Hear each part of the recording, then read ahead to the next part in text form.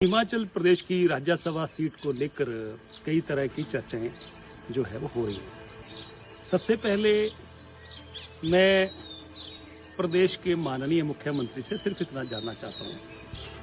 कि मुख्यमंत्री जी, आप जब दिल्ली को 1 मार्च को आप दिल्ली गए जहां राज्यसभा की सीट की चर्चा होनी थी,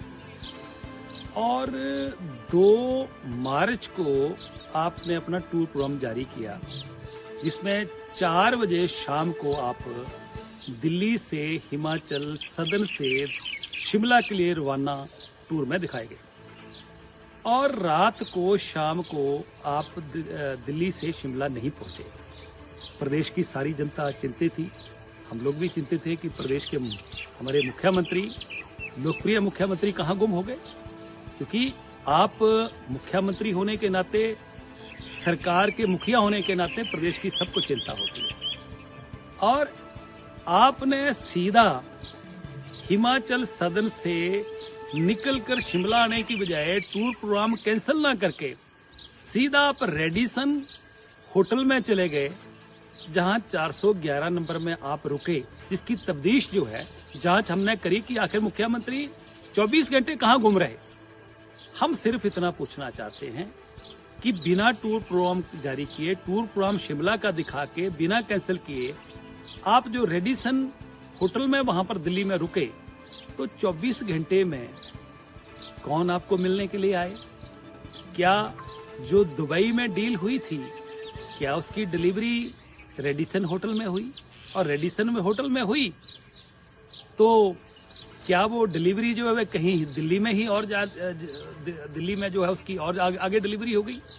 ये प्रश्न चिन्ह खड़े हैं। हम इलेक्शन कमीशन से मांग कर रहे हैं कि इस सीट पर, राज्यसभा की सीट पर लेन देन हुआ है, जिसकी बहुत सारी शंकाएं लोगों को हो रही हैं और इसके सबूत भी मिल रहे हैं।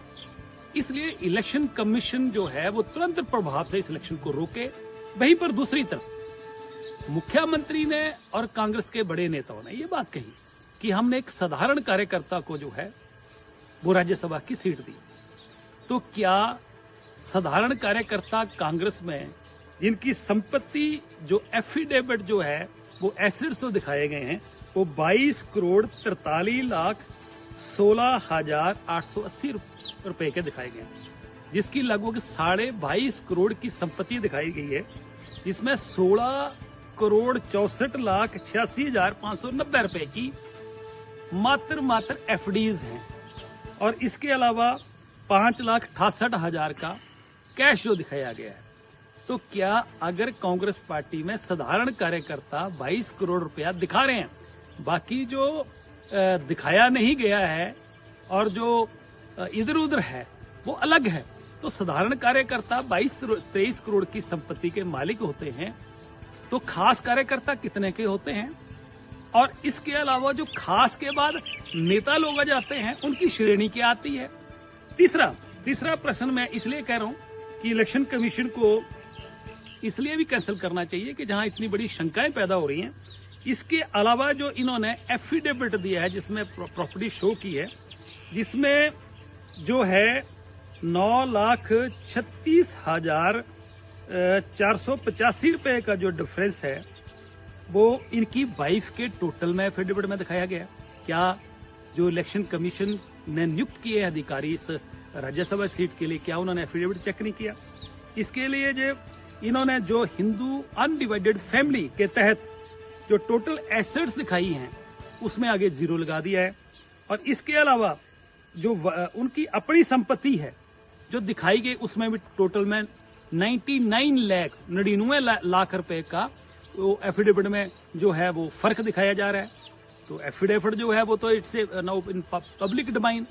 तो ये सारी की सारी चीजें क्या अफड़ा दफड़ी में गया, किसी दबाव में जो है जल्दबाजी में जो है एफिडेविट बनाया गया है, टोटल्स का क्या गया है, क्या संपत्तियां इसमें को छुपाई गई हैं जल्दबाजी में? इसलिए इस सारे के सारे शंकाएं पैदा हो रही हैं। परंतु सबसे बड़ी शंका जो है, जहां ये टोटली फर्क है, कागज गलत हैं, इसके अलावा जो है मुख्यमंत्री टूर प्रोग्राम शिमले का दिखाते हैं और दिल्ली में और कोई डील्स करते हैं, ये सब चीजें हम मांग करते हैं इलेक्शन कमीशन तुरंत इस प्रभाव से इसके इलेक्शन को रोके।